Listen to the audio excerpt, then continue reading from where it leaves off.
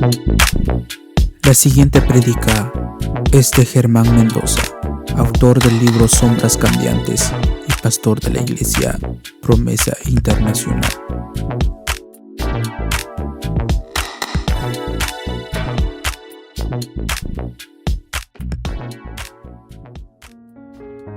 ¿Verdad? Antes de entrar a la vida de Jesús, al nacimiento de Jesús, quiero llevarle un poco acerca de todo el transcurso de lo que pasó el pueblo de Israel, ¿verdad? Llegando a este momento, para saber lo que estaba sucediendo en el primer siglo, ¿ok?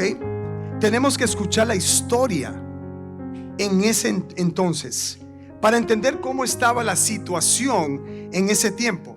Los israelitas por tantos años estaban en esclavitud. Estaban en esclavitud en Egipto, por los asirios, Persia, griegos, romanos. Y bajo todos estos imperios, los judíos estaban buscando y esperando su redentor. Estaban muy ansiosos esperando su redentor. Para muchos estaban llenos de esperanza que algún día el Mesías llegará. Algún día. Algunos de los religiosos que formaban parte del territorio eclesiástico pensaban que iban a ser ¿qué?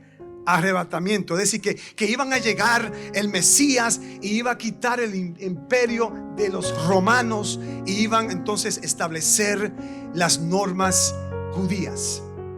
Eso es lo que estaban esperando. Pensaba que iba a ser una guerra, porque por tantos años hubo tantas guerras, tanta contienda en esa región. Pero mira lo que hace el Señor. Nosotros pensábamos que sí, en esa historia iba a haber este rey, que eso es lo que pensaban ellos, que iba a conquistar. Pero Jesús no vino de conquistar en la forma que pensaban ellos. Entonces, hermanos, ellos pensaban que este imperio romano iba a tomar el trono. Es decir, que ya el imperio romano no iba a tomar su posición allí, y que los romanos no iban a tomar posesión de esa tierra. Y en el primer siglo los romanos tomaron el territorio africano, Siria e Israel. El imperialista César instaló a quien, a Pilato, de gobernar este territorio en Jerusalén. Y el rey Herodes era brutal. Yo quiero pintarle de lo brutal que era él con los judíos y con muchas personas. Y inclusive el caso con lo que vemos en la escritura con Mariamén, para simpatizar con los judíos, ¿sabe lo que hace él? Él se casa con ella, para que entonces, porque ella tenía roce con los macabeos, entonces él quería simpatizar Herodes con el pueblo judío. Y él era una persona que era un ególatra, es decir, una persona que solamente quería lo mejor para él. No le importaba de las condiciones del pueblo de Dios, no le importaba de lo que estaba sucediendo, sino él quería darse gloria a él mismo. Así era él. Inclusive él quería también ganar simpatía con todos los romanos. Y lo que hace el que construye, era un buen constructor. Él hizo mucha construcción en esa región. Y él quería complacer a César, ¿verdad? Entonces, ¿qué es lo que hace? Él expande su construcción y ordenó construir una imagen representando a los dioses romanos. Una imagen de verdad que era para los judíos, era algo de idolatría. Pero aún así lo hizo. Y era un símbolo de los griegos, porque ellos hacían un sinnúmero de cosas para adorar a sus dioses. Y él era tan diabólico que él mandó a matar a sus 3 hijos y a su esposa. Era un hombre horrible. Inclusive nos dice la escritura que en una fiesta él mandó a matar a Juan el Bautista. Era un hombre muy horrible. Y sabemos la historia que incluso mandó a matar a todos los primogénitos en Israel, ya que los magos anunciaron que el Rey de Reyes estaba por nacer. El Rey de Reyes. El primer templo, hermano, fue construido por el hijo de David, Salomón.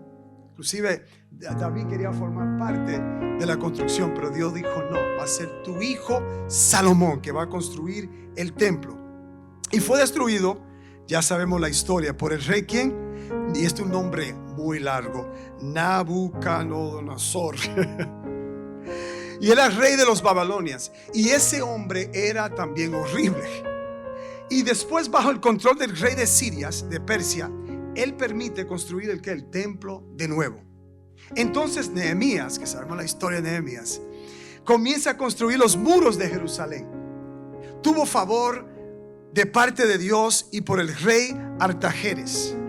Y entonces el templo fue profanado por Antíoco, el 4 Epifanes, quien construyó una estatua del dios de los griegos, Zeus. Y sacrificó un cerdo en el altar. Oye, en el altar del incienso, delante de todo el pueblo allí. 3 años después, los macabeos liberaron y limpiaron todo el templo. Los macabeos controlaban Jerusalén hasta que los romanos tomaron el control de nuevo. Es decir, tomaron el control desde entonces. Y sabemos la historia que en el 70 AD fue destruido el templo por los romanos. Si sabemos que Jesús tenía el poder de hacerlo, es decir, de destruir el templo, Él dijo que en el tercer día Él va a resucitar. Y decían, pero ¿cómo van a destruir el templo y después construirlo en 3 días? Es imposible. Pero Jesús estaba hablando de su templo, de su cuerpo al pueblo, ¿verdad? Y entonces, hermano, para cumplir lo que el Padre le dijo, a morir por nosotros y a poner el fin de la ¿qué? De la separación del Padre y nosotros, el ser humano. Es decir, estábamos totalmente separados de Dios. Pero Jesús cumplió el nacimiento con el propósito de darnos ¿qué? La esperanza en Él, hermanos. Por eso que estamos aquí, para celebrar a Jesús. Amén. Vemos en el libro de Mateo capítulo 1 versículo 17 a 24. Dice que 14 generaciones describieron el linaje del Mesías. El pueblo sabía ya a través de las escrituras que el Salvador iba a nacer. Imagínense, 14 generaciones 14, y pasaron 14 y esperando que el Mesías iba a llegar, ¿verdad? Muchas personas están esperando, estamos todos esperando, ¿verdad? De nuevo, ya Él llegó como Dios en hombre, encarnado en hombre, y ahora estamos esperando su llegada para cada uno de nosotros. Amén, gloria a Dios. Y entonces, hermano, las escrituras dice del Salvador que iba a nacer en Nazaret y que saliera de ¿qué? De Betel, la región de Galilea. Porque los profetas anunciaron, que hablamos acerca de eso en la primera prédica, anunciaron que de ahí iba a salir el Salvador. También tenía que ser que de este linaje de los levitas. Los levitas eran del linaje de ¿qué? De los sacerdotes. Amén. Y entonces Jesús es el sumo sacerdote. Es el sumo sacerdote.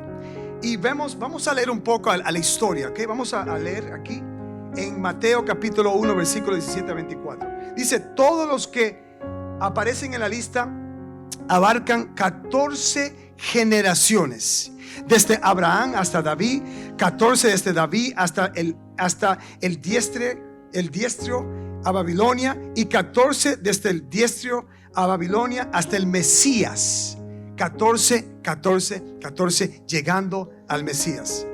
Dice así: este es el relato de cómo nació Jesús el Mesías. Su madre María estaba comprometida para casarse con José, pero antes de que la boda se realizara, mientras todavía era virgen, quedó embarazada mediante el poder del Espíritu Santo. José, su prometido, era un hombre justo y no quiso avergonzarla. Imagínese el escándalo, ¿verdad? En público, para lo tanto decidió romper el compromiso en privado. Mientras consideraba esa posibilidad, un ángel del Señor se le apareció en un sueño. José, hijo de David, le dijo el ángel, no tengas miedo de recibir a María por esposa, porque el niño que lleva dentro de ella fue concebido por el Espíritu Santo. Y tendrá un hijo y lo llamarás Jesús, porque él salvará a su pueblo de sus pecados. Todo esto sucedió ¿para qué? Para que se cumpliera el mensaje del Señor a través de su profeta. Dice así en versículo 23: miran, la virgen concebirá un niño, dará a luz un hijo y lo llamarán Emmanuel, que significa pueblo de Dios.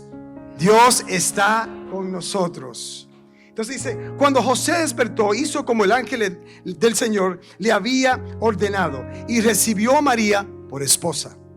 Pero no tuvo relaciones sexuales con ella hasta que nació su hijo. Y José le puso por nombre Jesús. Amén. Y es muy interesante porque aquí vemos, hermano, y cuando leemos la historia en capítulo 2, versículo 2, 23, y habla de lo que vienen los reyes magos. Y dicen que estaban siguiendo la estrella y querían llegar los regalos al Mesías, al Salvador del mundo. ¿Y qué dijo Herodes?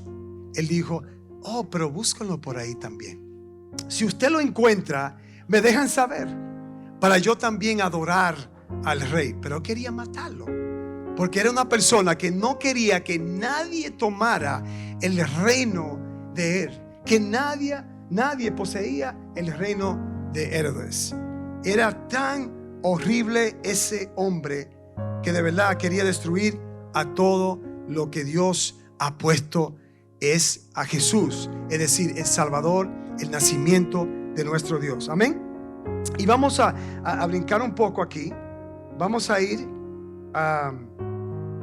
porque aquí vemos, hermano, que Mateo y Lucas tiene dos relatos. Aquí vemos en Mateo capítulo 1, capítulo 2, habla de este nacimiento, habla de los magos, ¿verdad? Entonces cuando vemos a Lucas, él habla de la historia de Zacarías, ¿verdad? Y Elizabeth. Y es muy interesante esta historia, porque aquí vemos que hay dos personas hablando de la historia de Jesús, ¿verdad? Porque vemos que en el libro de Marcos él no habla de la historia de Jesús, el nacimiento de Jesús, y tampoco Juan. Pero Mateo y Lucas relata esta hermosa historia de nuestro Salvador Jesucristo. Amén. Y es increíble porque usted se imagina, hermano, y vamos a volver aquí antes de entrar a la historia de Herodes, que el escándalo que estaba de este hombre José, inclusive dice la palabra de Dios que cuando José se entera que su amada esposa está embarazada, él estaba turbado en un sentido. Decía, pero yo no estoy comprometida con esta mujer todavía. Pero Dios aún tenía un plan para esta familia. Dios tenía un plan para que el creador del mundo llegara a nacer. Amén. En este día tan especial. Y él estaba a punto, hermano, de separarse de ella. Yo creo que es un escándalo si alguien te dice a ti, mira, su esposa está embarazada. Se dice, ¿cómo? Pero yo todavía no me he casado con ella. ¿Cómo va a ser? ¿Verdad? Entonces, siempre cuando Dios envía a los ángeles, Gabriel es un mensajero. Es para traer las buenas nuevas. Amén. Y él estaba tan terrorizado porque saben que los ángeles vienen del Señor y eran celestiales, eran figuras no humanas. Y entonces fíjense, un hombre que viene del linaje de David, un hombre que era muy consagrado, su comprometida, una mujer también de linaje muy consagrada, pero ella en cambio toma la noticia totalmente diferente como José. Y cuando vemos en Lucas la historia de Zacarías, inclusive cuando él está orando en el templo y él está dándole gloria a Dios, el ángel también le aparece a él. ¿Y qué le pasa a Zacarías, un hombre ya de edad? Que este hombre dudaba de Dios. Decía, pero ¿cómo es posible? Mi esposa es de edad ya. Y yo también. ¿Cómo es posible que ella va a salir embarazada? Y por eso, ¿qué hizo Dios a través del ángel? Salió mudo. Salió mudo de ahí. Hasta que naciera, ¿quién? Juan el Bautista. Lo consideramos hoy en día que él es un evangelista. Era tremendo. Entonces, muy interesante. Vamos a volver Mateo y Lucas. Vamos a brincar de aquí a allí, ¿verdad? Entonces, hermanos, lo que me fascina en el relato de Lucas es que él comienza con la historia, como le estaba indicando, del sacerdote de Zacarías. Es muy Mateo y Lucas establecen que la descendencia, hermano, de ambos, del linaje de ¿qué? Sacerdotal. Ambos, de ambos líneas, de María y también de José, indicando de aquí viene el Mesías, el Cristo, el ungido, el Salvador, que viene para salvar al mundo. Hermano, la esperanza que tenemos está en Él. Amén. Está en Cristo Jesús. El padre de Juan el Bautista, ellos no se imaginaban que tendrá un hijo, ya que estaba ambos muy avanzados de edad, ¿verdad? Pero cuando nace este varón, inclusive antes de nacer este varón, sabemos todo como Dios usó a Juan el Bautista. Él era muy radical porque le decía a la gente, mira, arrepiéntate, sin vergüenza, si no va para el infierno. Él no cortaba, como dice, cortaba como el café. Él decía las cosas como eras. Él confrontaba al pueblo como eras, ¿verdad? Y en versículo 38 me llama la atención, porque María respondió, que se cumple todo lo que has dicho acerca de mí. Y el ángel le dejó. Ella estaba muy agradecida. Ella le dijo, ¿sabe qué? Aquí hay un propósito. Aquí el creador del mundo está en mi vientre. Aquí viene el Mesías al mundo. Amén. Y aquí vemos, hermano, en Lucas, y vamos a Lucas 39:45. Mira lo que sucede aquí. Pocos días después, María fue deprisa a la zona montañosa de Judea, al pueblo donde vivía Zacarías. Entró en la casa y saludó a Elizabeth. Al escuchar el saludo de María, el bebé de Elizabeth saltó en su vientre. Wow, saltó, el bebé saltó en su vientre.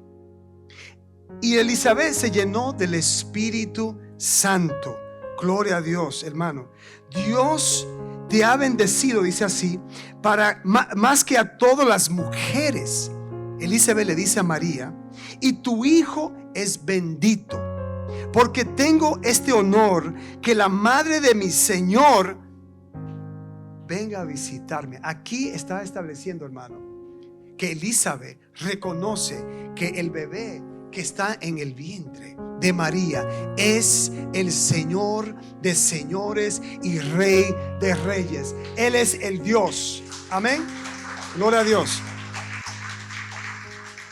Y es una revelación de parte de Dios, porque aquí vemos, hermano, que el bebé que ella tiene, el bebé que ella tiene en su vientre, le está rindiendo homenaje. Y no ha salido de su vientre, y le está brindando homenaje y gloria y sometiéndose al Jesús que está en el vientre de María, sin verlo. Gloria a Dios por eso, hermano. Es un milagro de Dios. Entonces dice así en versículo 46: eres bendita porque creíste en el Señor, haría lo que te dijo, ¿verdad? El versículo 23: mira cómo resulta, porque tengo este honor, que la madre de mi Señor venga a visitarme. Es un honor, hermanos, que tenemos nosotros. María creyó de inmediato, hermano. No fue como Zacarías, no fue dudas. Nosotros venimos a la fe de Jesús, no porque hemos visto algo. es la fe que ha depositado Dios en nosotros para creer de Jesús, el bebé de Jesús y el Jesús que vive, el hombre Jesús. Amén. Es por fe. Es un regalo de Dios que cada uno de nosotros tenemos el entendimiento, discernimiento de entender que Jesús ya está viviendo en nuestras vidas. Gloria a Dios por eso. Y en agradecimiento, María le canta una canción en Lucas. Cuando tenga tiempo, en Lucas capítulo 2, le habla más adelante, le habla de esa canción, una alabanza. En su tiempo, por favor, léalo. Es muy bonito y le canta al Señor. ¿Lleno de qué? De agradecimiento. ¿Cuántos de ustedes están muy agradecidos? Amén. Tenemos todo. Y voy a entrar más allá de la esperanza, porque aquí que está todo, la esperanza que tenemos. Muchas personas piensan que la esperanza es puesto en lo que tienen en el banco, o cómo se siente, o que están esperando una resolución que va a llegar en el próximo año. Eso no es esperanza. Y le voy a hablar después lo que significa la esperanza. Amén. Y por eso es que debemos de estar contentísimos, alegres de poder tener esa fe y esa esperanza que solamente proviene de nuestro Dios. Aleluya. Por eso, gloria a Dios. Amén. Y aquí vemos, hermano, Lucas capítulo 2, versículos 2 al 6. Y en esos días, Augusto, el emperador de Roma, decretó que se hiciera un censo en todo el imperio romano. Esto fue el primer censo que se hizo cuando Cirenio era gobernador de Siria. Todos regresaron a los pueblos de sus antepasados. Aquí vemos que ahora tenía que decretaron un censo y ya tenía José que salir con su comprometida, embarazada. Inclusive tenía 9 meses en un camino bastante largo. Y vamos a seguir leyendo acá, versículo 3. Todos regresaron a los pueblos de sus antepasados a fin de que se escribiese para el censo. Como José era descendiente del rey David, tuvo que ir a Belén de Judea, el antiguo hogar de David. Viajó hacia allí desde la aldea. Una aldea, ustedes saben lo que es una aldea, no es un camino que es como lo que tenemos hoy en día, un camino muy recto, muy bonito, muy pintado. Entonces pasó por la aldea de Nazaret de Galilea. Llevó consigo a María, su prometida, quien estaba embarazada. Yo le cuento, quiero poner una pausa aquí. Yo me recuerdo cuando nació, antes de nacer mi hija y mi hijo, inclusive también con mi hija cuando estaba embarazada, y cuando ya era el momento de dar a luz, es decir, que yo tenía que llevarla para el hospital, yo andaba a millón. No sé si ustedes se recuerdan su primer primogénito o primeros hijos. Eso era, vámonos. Se llevaron los semáforos y no importaba la policía, querían llegar al hospital, una emergencia, ¿verdad? Yo me imagino José tomando ese camino en esa aldea, quizá un caballo, un burro y una mujer embarazada. Y yo quiero, y vamos a seguir leyendo, pero le voy a decir para llegar ahí los días que tomó. Entonces dice así: mientras estaban allí, llegó el momento para que naciera el bebé. María dio a luz a su primer hijo varón, lo envolvió en tiras de tela y lo acostó en un ¿qué? Pesebre, porque no había alojamiento disponible para ellos. Hermano, tomó ellos para llegar a este lugar 4 días. Dicen muchos que han estudiado la trayectoria de este camino, no saben exactamente cómo era, pero se imaginaban que era por lo menos más de 100 kilómetros, 140 kilómetros. Estamos hablando como 93 millas para llegar, para toda la trayectoria para llegar a este pesebre. Imagínense, uno desesperado llega a tomar el censo y llega y no hay alojamiento. Yo le cuento, cuando usted viaja, usted quiere llegar a su hotel, ¿verdad? Está de vacaciones y que usted quiere encontrar la cama. Imagínese lo que José tenía que pasar. Llega y dice, no hay alojamiento. Tiene que buscar alojamiento.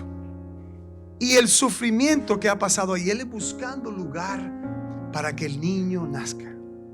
Y no sé si ustedes han visto posiblemente en la televisión el nacimiento del hijo de Ray Williams. Ray Williams de Inglaterra, su primer hijo le dieron el nombre Jorge Alexander Louis de Cambridge.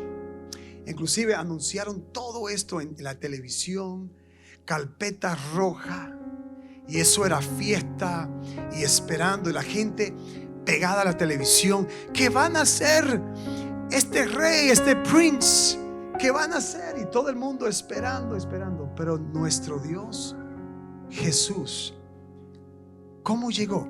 Porque vemos que Jorge Alexander Louis de Cambridge fue anunciado mundialmente, con personas celebrado. Nació con privilegios prestigiosos, con mansiones, todo el acceso que está a su disposición. Pero el Creador, en su anuncio al mundo y su amor por nosotros, ¿cómo vino? ¿Cómo vino al mundo? En un pesebre, con los animales. Pero aún así vemos que los magos llegaron con los regalos para darle a nuestro Rey de Reyes, para brindarle lo mejor a Dios. Pero es tan humilde que llegó Dios al mundo.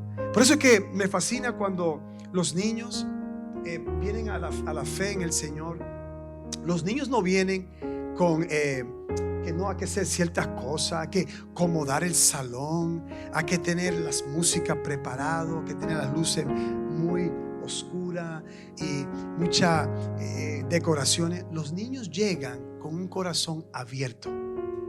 Los niños creen por así creer, y eso es lo que Dios quiere, que nosotros tengamos esa esperanza de creer en Dios de esta forma, como niños. Amén. ¿Qué hicimos al principio? Que hablamos de su anuncio. Los profetas hablaron del anuncio de Jesús. Y después, ¿qué hicieron? Abrazaron su amor. De tal manera, Dios amó el mundo que envió a su primogénito. ¿Para qué? Para morir en la cruz de Calvario para cada uno de nosotros. ¿Y qué ha depositado en nosotros? La esperanza. Que voy a entrar. Están esperando la esperanza. Amén. Gloria a Dios. Gracias por escuchar la prédica de hoy. Si deseas más información sobre la Iglesia Promesa, visita nuestra página de web iglesiapromesa.org.